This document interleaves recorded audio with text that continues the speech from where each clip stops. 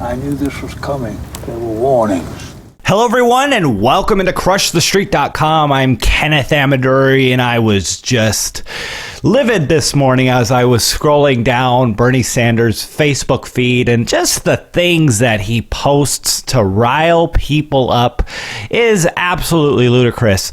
And it's unfortunate because the things he says are things that everyone can agree on, but it's the solutions that he wants that are completely disagreeable if you are a serious economist and really look at the facts and figures on things. It's not bigger government that we need to combat the wage gap and the fact that minimum wage is not affording housing across the board. Here, I want to talk about a few things, and just scrolling down this feed made me want to do this. I want to talk about the crappy economy. I want to talk about the wall. I want to talk about the Electoral College, and I want to talk about clean energy under a Trump administration. And I'll just preface this by saying that I'm not a Republican. I'm certainly not a Democrat, but I lean libertarian, so I'm definitely connecting more on the Republican side. But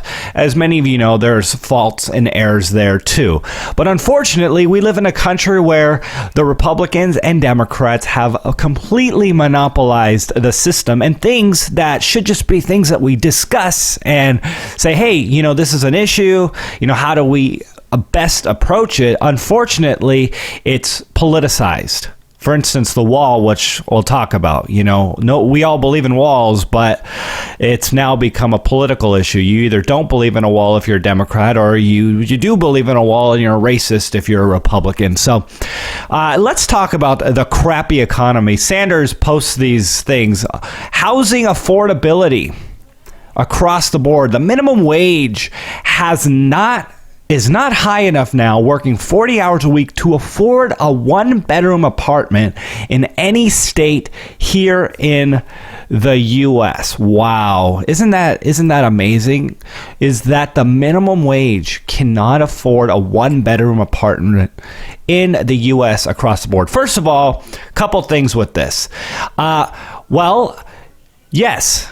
A minimum wage was never intended to be your career and something that you should be able to feed your family on. And yes, it is something for people who are low skilled and want to work their way up, such as high school students, people that want to have a part-time job or something to get their feet wet.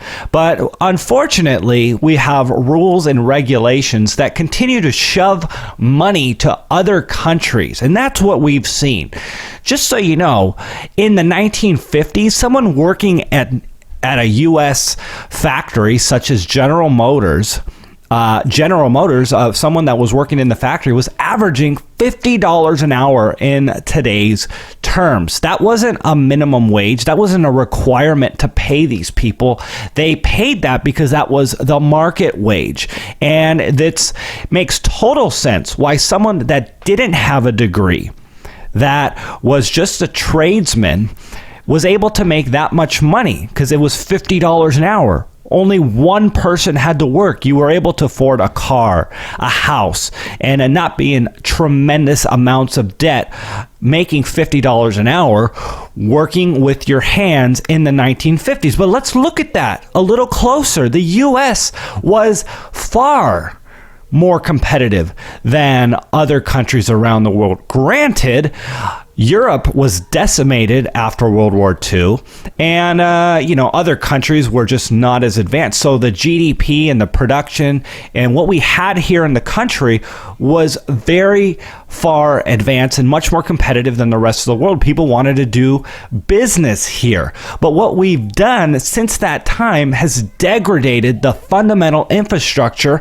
of our economy, and people are not making as much money as a result, and that really sucks. We've had wars that have put us into major amounts of debt. We've had Johnson's Great Society and tons of entitlement programs, all these things to help higher minimum wage requirements and all these things that, we're still talking about today, saying, hey, how come people don't make as much money? Well, we're not as competitive as we used to be. And we want things like NAFTA, free trade, and TPP when we don't have free trade here in the U.S. I think about the city I don't live too far from is Barstow. It's about an hour and a half away from where I live here in California near Los Angeles. It's a town on the way to Vegas, like a desert town. And the unemployment there is like 15-20%. It's ridiculous. And California has passed a $15 minimum wage law so what they've done is essentially made the cost of labor more expensive in an area that's already saying the cost of labor is too expensive. When something goes on the shelf and is not selling, you have to lower the price. And the labor in that city is not selling. And that's true of across the board. And we act like we can just tax more and redistribute the wealth more from producers, and think that they're not going to go elsewhere. And that's exactly what a guy like Bernie Sanders wants to do, saying, hey, it's their fault and we need to tax them more and redistribute the wealth and discourage productivity in this country and remove essentially the consequences of failure. I know we want people to have health care. We want people to have good wages. We want people to be able to afford a place to live. But your solution is to make our country less competitive and encourage the flow of capital to go elsewhere. And that is where I disagree with you, Mr. Sanders. And, he talks about the wealth, the income disparities here. This is the most important economic and moral story of our lifetime. The very rich get much richer.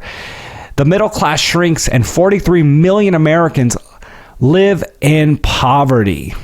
We must stop the movement toward oligarchy and fight for the economy, which works for all of us, not just the 1%. And of course, we're not talking about all the money printing and the low interest rates, which have gone to the 1% since the '08 crisis. The response to the recession was, let's have low interest rates, let's print money. And guess what? Guess how the rich have gotten their money since the '08 crisis? Well, they own stocks and they own real estate. And what happened since the '08 crisis? Stocks have more than tripled and real estate has gone up back to bubble levels. In some areas, it's even past the '08 bubble crisis. And rich people own assets, so their net worths have gone straight to the roof. And guess what? Those types of gains are taxed at the long-term capital gains. I'm not against that. But yeah, they're going to be taxed at a lower rate when their assets that they've owned for more than a year go up. And the reason why, for everyone who wants to attack the rich for owning assets and getting a tax break, quote unquote, for that, is that the government incentivizes production and investment in the economy. And they want people to own things and hold on to them. It's productive for the economy. And that's why that there's a tax incentive for that. And it's not just for the rich. Anyone can go out and buy a stock and hold it for a year, or go out and buy a house and hold it for a year and sell it if it goes up at a lower tax rate. So anyways, just a couple things on that before I get into the next topic here. So the politicized issue of immigration and the wall.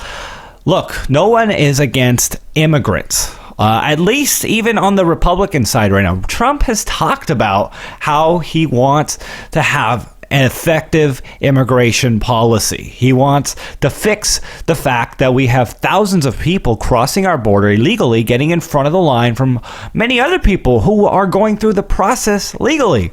For God's sakes, the man has married Russian wives, immigrants, from this country. His wife, Melania, barely speaks English.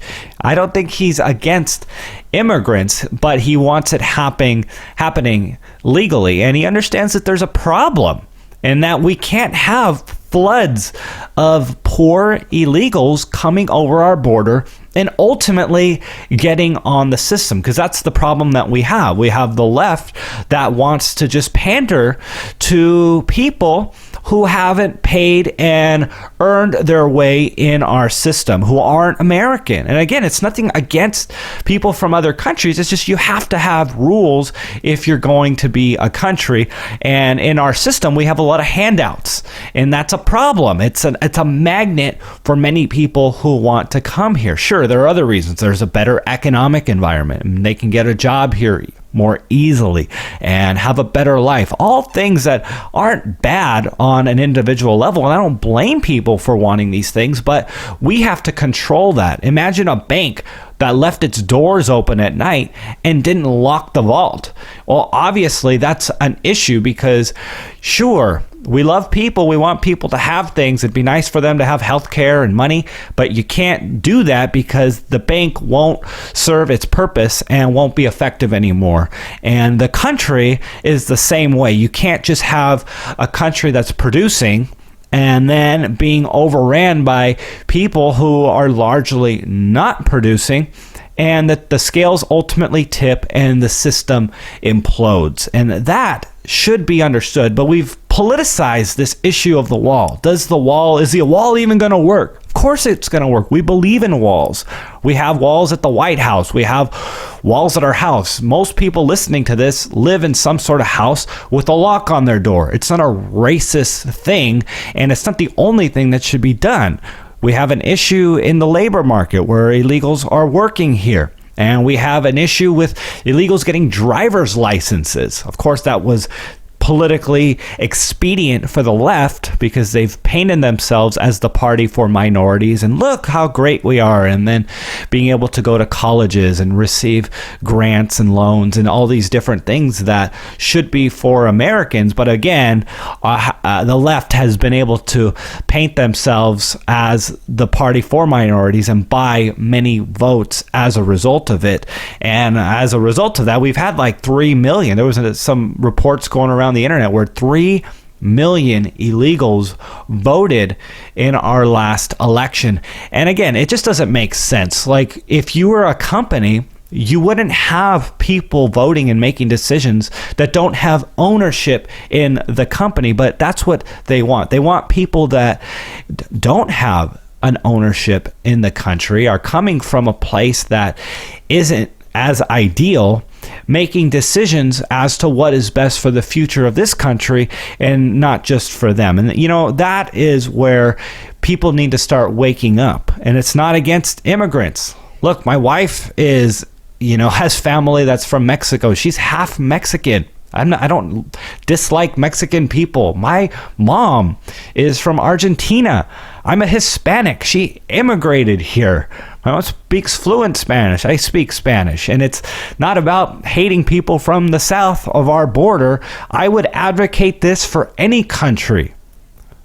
Any country that has something worth protecting needs rules, because you can't have this system that attracts people and it doesn't have a rules to make sure that it's sustainable for the long term. But yeah, that's the problem. We got powerful Republicans who are pandering to people and powerful Democrats who don't necessarily have to have the interests of the country, the best interests of the country in mind, but the best interests for their own political gain. And that's what we are seeing here. We need to fix the sanctuary city problem, fix the magnet that is attracting people here and allowing them to take advantage of the system and move forward accordingly. And hey, Donald Trump's talking about that. He's addressing that problem. It's not a racist issue, but we've turned it into that. And Bernie Sanders is, again, scrolling through his feed today, was rather disturbing, and how he just panders and spouts out emotional things that rile up an uninformed population. We have 320 million people. We can't even start talking about the real issues because we have to dumb down our conversation for the masses to understand who are going to be voting in our election. And by the way, going back to the economic issue, we haven't even talked about the money printing that has benefited. Oh, you know what? We did. Sorry about that.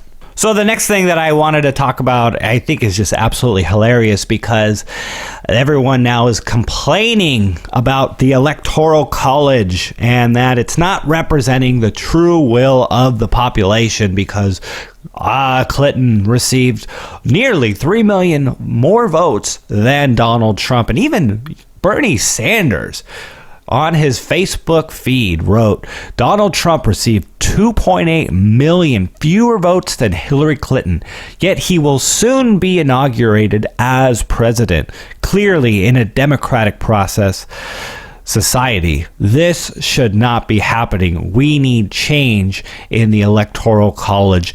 And this is funny. This is coming from a man who was not represented by the population when he was running in the Democratic primaries.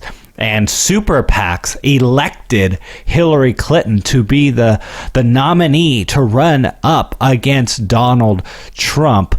And everyone who's complaining about this, sure, when you are the victim, you always feel the injustice. And I would venture to say that it is fair to assume that Republicans, if the shoe was on the other foot, would feel the same way, and they'd be out there complaining and crying and whining that they lost because of the Electoral College. But to be fair, they both ran to win the Electoral College. Donald Trump, if he was going for the popular vote, might have actually won the popular vote. It's a liberal fantasy just to assume that he would have lost if the rules were different. He would have went to California. He would have went to Texas. He would have went to New York and New Jersey and Seattle and all these areas where there's a lot more people to talk to. And guess what? There's a lot of disenfranchised people that would have voted for Donald Trump in those areas too. That maybe just because they knew that it was a worthless vote in California, for instance, maybe they didn't vote. So, it's unfair to assume that Donald Trump would have lost had it been a popular vote, because they both ran to win the Electoral College vote. Hillary Clinton spent many hours in the Rust Belt, campaigning in Michigan, campaigning in Ohio and Pennsylvania, North Carolina, and all these states that she needed to win. She spent a lot of time and a lot of money in this area and failed to win over the people. She failed to connect, and billionaire Donald Trump did. And he's fighting for people. People like the fact that, hey, he's bringing jobs back with Carrier, and that he rejected the $4 billion Boeing deal that they wanted to do with his airplane, the Air Force One. Look, it's unfortunate because I do feel bad, and this is where I connect with the left, and that is we have such a powerful federal government, and they're in charge of so many things: our morals, our ideals, who people should marry, what they're supposed to do with, what we're supposed to do with our guns. There's all these discussions about things that are on the table of what they're going to allow, what they're not going to allow, rather than it going down to the states and our local governments. Again, the founding fathers understood the problems of having such a powerful centralized government that they made it very clear that it should be in the hands of the states to a larger, and that was when the country had 30 million people. That's the size of a large U.S. city, pretty much. Very large U.S. city, but not a country, not even a state. now, and they understood how the powers need to be at a local level. And it's unfortunate that the government is so powerful and that we are so affected by what someone else votes for, and that we all pitch in and pay taxes and have to suffer the consequences of what someone else wants to impose on us, rather than having a truly limited federal government and really enjoy the freedoms that are inherent to us. The government in its role protecting our freedoms, protecting our borders, and being involved in small aspects of our lives, roads and bridges, and maybe the court system, different things that we can discuss as to coming together collectively in the form of a government to have, but not to this extent that they are just so involved that it really does piss you off when the other side wins, and that your rights and freedoms are going to be taken away. But this whole idea of the Electoral College, it was done so presidential candidates don't just go to the big cities and pander to that population, and that the rest of the country that lives in smaller urban towns that are not very populated get totally ignored. And that was why it was done, and everyone had agreed to it, and the left agreed to it. And they've just been left and right trying to attack and find a reason as to why Clinton lost. First it was the emails, then it was the Electoral College, now it's Russian hacking, and they keep doing whatever they can to discredit Trump's victory in this. But he won. He's going to be the president unless someone shoots him. And you know what? Hopefully he can make some changes. I don't expect him to save this thing, but it'd be nice to kind of have a few steps in the better direction than accelerating in the direction the Obama-Clinton agenda had for us. More communism, essentially, with healthcare and more rules, more regulations, more problems in the Middle East. And actually that's what I want to talk about next. All right, guys, let's talk about energy. Donald Trump is the devil when it comes to global climate change and environmental policies. We're just going to see the earth heat up dramatically under a Donald Trump administration. That is, of course, what we are hearing from the left. U.S. Senator Bernie Sanders, while Trump and his pals are talking about a glowing future for the fossil fuel industry, the business community knows better. Wind and solar have grown seemingly unstoppable. Did you like how he tapped in, built some credibility there by talking about how the business community knows better? And it's this article he linked to. Wind and solar are crushing fossil fuels. It's this Bloomberg article. And guess what? I agree. Wind and solar and these other renewable sources of energy, the market is liking that. It's becoming more efficient, more effective. But there's this fallacy that Donald Trump and his administration are going to crush these industries and not allow them to move forward. Now, there's no doubt that Trump ran his campaign on jobs. The EPA has killed thousands of jobs by higher taxes and higher fees on different things that they felt was harmful, with more carbon going into the air. And Trump wants to open up offshore drilling. He wants the coal miners and the miners to go back to work.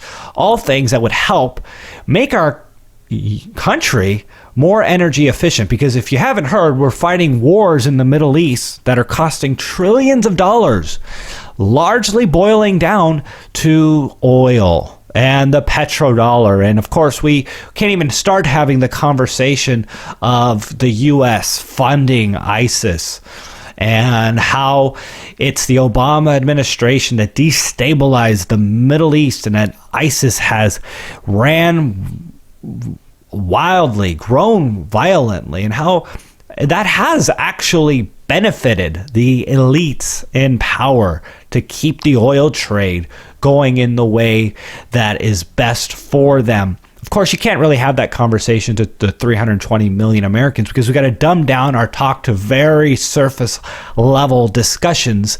But yeah, we're fighting wars in the Middle East that are costing trillions of dollars. So Donald Trump does want to become more energy independent. And that'll be great for jobs. That'll be great for the country. That'll be great for the country's wealth, which he does want to work on. And that doesn't mean, though, he's going to be anti-clean energy, anti-wind, anti-solar, anti-geothermal, and hydro, and batteries, biofuels. You know, he appointed Governor Rick Perry, who led the infrastructure in Texas for wind power. Texas is by far the largest producer of wind power in the U.S. I don't know what the statistic would be globally, but I know in the U.S. they're by far producing tons of wind power. And guess what? Energy prices in Texas, by the way, are very cheap compared to where I live in California. I spend a great deal of time in Texas, and I know the prices there for energy are very, very affordable.